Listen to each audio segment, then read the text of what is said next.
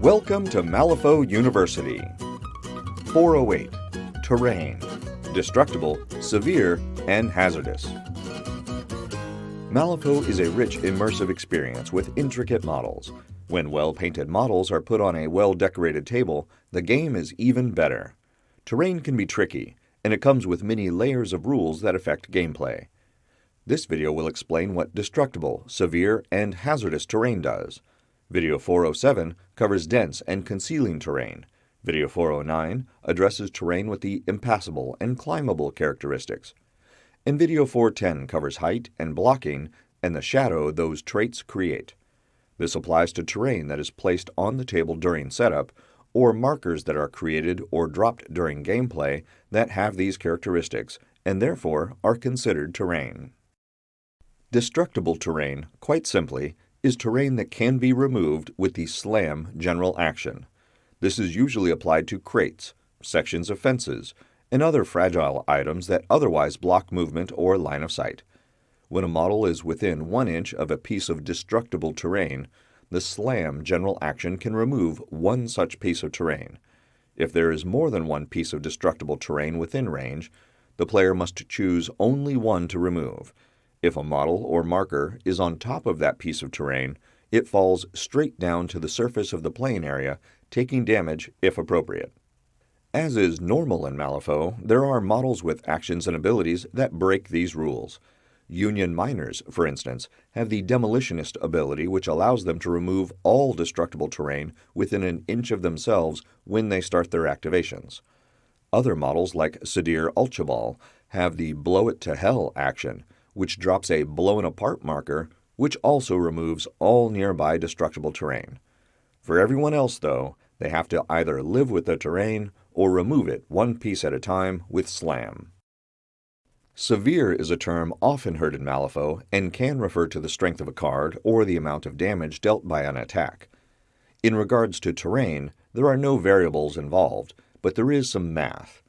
When terrain is severe, movement across it takes twice as much as normal terrain. You can do the math by either cutting the movement in half or by measuring the distance and doubling it, as long as the effect is the same. It costs twice as much movement to cross severe terrain. Movement effects that place a model, such as flight or unbury, are not impacted by severe terrain. In a game, most water features and woods or forests count as severe terrain. Let's say the Nightmare Enforcer Capilius is in this severe forest. His movement stat is 7, and he's 1 inch away from the edge of the forest. If he goes deeper into it, he can move 3.5 inches with one walk action, which is half his movement stat of 7. Remember that a 30mm base is about 1.2 inches, or 1.25 inches if you don't want to deal with decimals. If he heads out of the forest, it takes 2 inches of movement to cross the 1 inch of severe forest, and then about 2.5 inches to get his base all the way out of the terrain. That leaves him with 2.5 inches left in his walk action, which he may now take normally. Later in the encounter, he's trying to beat an iron skeeter to a strategy marker on the far side of a 2-inch wide severe water feature. The iron skeeter has flight and a movement stat of 7, so it simply places itself 7 inches away like normal. Capilius walks the half inch to the water, spends 4 inches of his movement crossing it, and spends his remaining 2.5 inches of movement getting out of the water because it takes twice his base diameter to get all the way out. I'll take a brief moment now to thank all those who were patrons at the time this video was made, especially Griff, Sergey, Tom, Alan, Jeremy, Mikolai, and Travis, and many more at the free student tier. Your support is essential to bringing these videos to life. The last terrain characteristic for this video is hazardous. This is for terrain markers or areas of terrain on the table that will hurt you just for touching them, and usually includes features like scorched earth, toxic slime, and barbed wire. Usually the terrain has a condition listed in parentheses like burning +2 or poison +1, but if the description just says hazardous, then it just does 1 damage. If the terrain does have a condition listed, then the terrain does that instead of ordinary damage. Meaning, if this red cap walks through this toxic slime that is hazardous, poison +1, it gains the Poison +1 condition, but doesn't otherwise suffer immediate damage. If the red cap then walks through this barbed wire fence, which is simply hazardous, it suffers 1 damage after completing its movement. Keep in mind that some models affect hazardous terrain in what may seem like counterintuitive ways. Riva Cortinus, for instance, has the Funeral Pyre ability that drops a 50mm hazardous Burning +1 pyre marker when she kills a model. She also has the Spirits and Flames ability that lets her say that any pyre marker, whether she dropped it or not, is also hazardous Shielded +1. This would mean that when she touches a pyre marker, she gains both Burning +1 and Shielded +1. As strange as this might seem, her Embrace the Flame bonus action lets her reduce the burning condition to heal herself and nearby models, leaving her shielded condition for other damage reduction.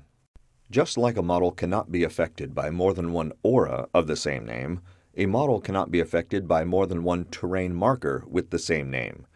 If the red cap model goes through 2 of Riva's pyre markers in a single movement, it suffers the effects of 1, gaining Burning +1, not Burning +2.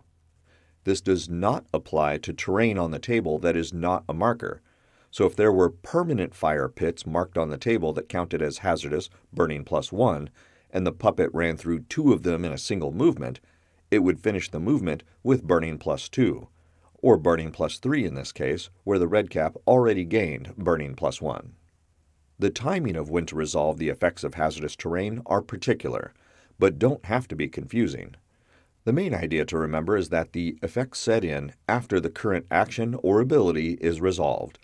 If a model moves through or into base contact with hazardous terrain, it suffers the effects at the end of the movement. If a model is already in contact with hazardous terrain and takes an action, it suffers the effects after that action is complete, even if that action removes the terrain. Let's look at some examples to see these rules play out. Our little red cap uses his Rush ability to add 2 inches to his charge and runs 7 inches through 2 pyre markers that are hazardous Burning +1. It ends its push in overlapping base contact with the second marker, and since charge is a push that generates a free melee attack, the red cap gains Burning +1 now that its movement is done, but only +1 since it can't be affected by 2 pyre markers at once. When it takes a swing at Vincent St. Clair with its huge sickle, the puppet gains Burning +1 again because it completed another action while in contact with the hazardous terrain. Let's say the red cap is part of Zoraida's Neverborn crew, and later in the game she casts Obey on the flaming puppet and gets the burnout trigger from a crow in her flip. She has the red cap swing its huge sickle one more time, but the red cap doesn't gain Burning +1 quite yet. Hazardous effects are applied at the end of the current action, and the current action is Zoraida's Obey, not the red cap's attack. The attack is resolved, then the burnout trigger is applied, doing 2 damage to the red cap and giving it fast. Assuming the little grim doll survives that, it now gains Burning +1, because it completed an action while touching hazardous terrain, but the effect wasn't applied until Zoraida's action was complete. In another game, Asami Tanaka Shintaku has dropped some hazardous destructible rift markers. If our red cap winds up moving into contact with one of these, it'll take 1 damage, since the marker is hazardous, but there are no other conditions associated with the hazardous characteristic. If the red cap then takes the Slam general action to remove the rift marker, the marker goes away because it's destructible, and the puppet takes 1 more point of damage from the hazardous marker since it completed an action while in contact with the marker.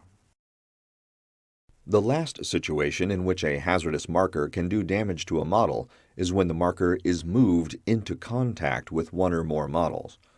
A simple example can be found with Jedza Everlasting and her geode markers, which are blocking, impassable, and hazardous.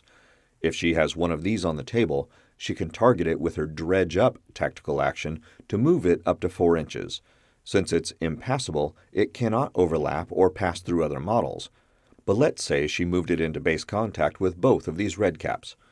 The Dredge Up action says she may take her Death Touch attack against one of the red caps, drawing range and line of sight from the geode marker. Once that is finished, both red caps suffer 1 damage for being in contact with the hazardous terrain when the action is completed. Take note that the model taking the action that moves the hazardous marker may choose to ignore the hazardous effects for itself if so desired. It does not have the option to not apply those effects to other models, though. This is only for the model taking the action. If Jedza had started out in base contact with the geode marker when she moved it to the red caps, the situation would play out the same for the Grim puppets, but with the added effect of Jedza also taking a point of damage for resolving an action in contact with hazardous terrain. However, she could choose to ignore that hazardous effect if she didn't want to take the damage. But she has several actions and abilities related to taking damage and healing, so she might want to take the point and achieve another effect. Some models can generate hazardous terrain around themselves, such as Amano Zako and her Miasma of Boils and Flies tactical action, which produces a 3-inch aura of hazardous terrain around her until the end phase. If there are enemy models within that aura when she moves, or if she moves close to an enemy model that winds up within that aura, those enemy models do not immediately suffer the hazardous effect, which in this case is just 1 point of damage. For a model to be immediately affected when hazardous terrain moves, it must be from a hazardous terrain marker, not just an aura. When those models later activate within that aura, that is when they will have to deal with the hazardous effects. Remember that if a model is killed by the effects of hazardous terrain, no model or crew gets credit for having killed that model, even if that crew made the markers that killed the model, or if the hazardous terrain is an aura, like the one around Amano Zako. Also, some models get to ignore hazardous terrain, such as Mei Fang, Foreman's hazard pay ability. This means that model ignores only the hazardous effects. If there are other characteristics to the terrain, like severe or dense, those still apply. If Mei Fang were to touch a hazardous severe pit trap marker, Mei Fang could choose to not suffer the marker's hazardous effects, but would still see her movement cut in half from the severe effect. That's the overview of Destructible, Severe, and Hazardous Terrain. Pick up a printable set of all the markers and tokens you need to play Malifaux in the Wargames Vault. If you haven't already, join our Patreon for early, ad-free access to all new content. And be sure to visit the Malifaux University gift shop for the latest in Malifaux-themed shirts, hoodies, drinkware, and more. Links are in the notes below. And remember, play friendly games, keep it simple, and have fun.